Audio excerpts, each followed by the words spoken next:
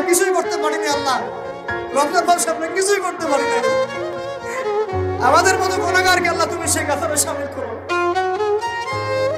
পুরো রমজানে আমরা আমাদের গাজার ভাইদের জন্য কিছুই করতে পারি না, একটা টাকা সাদাকা পাঠাতে পারি না, ওদেরকে এক বেলার খাবার দিতে পারি না।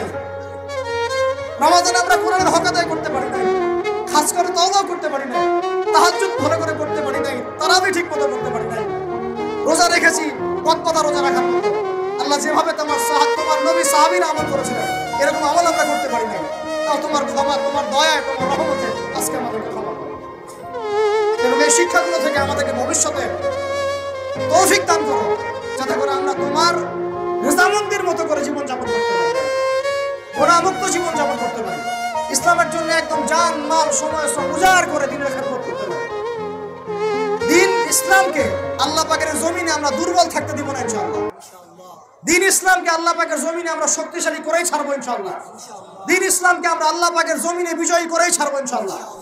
এই পথে যারা বাধা প্রদান করবে এদের বিরুদ্ধে আমরা প্রতিবাদ করে তুলবো ইনশাআল্লাহ। আল্লাহ রাব্বুল আলামিন আমাদের সবার দিনের মধ্যে দিন ইসলামের প্রতি খাস মহব্বত দান করেন, কোরআনের মহব্বত ঢেলে দেন, ঈমানের মহব্বত ঢেলে দেন, সুন্নতের মহব্বত ঢেলে দেন এবং সাহাবীওয়ালা জিন্দেগি আমাদেরকে যাপন করার তৌফিক দান করেন।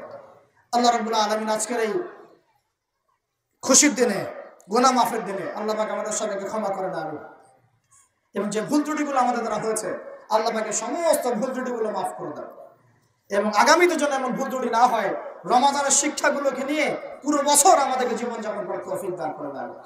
আকুলু কওলি হাযা আস্তাগফিরুল্লাহ লি ওয়া লাকুম ওয়া লিসাইরিল মুসলিমিন। বারাকাল্লাহু লানা ওয়া লাকুম বিল আয়াতিল হাকীম ইন্নাহু তাআলা জাওয়াদুন কারীমুন ওয়া রাউফুর রহিম।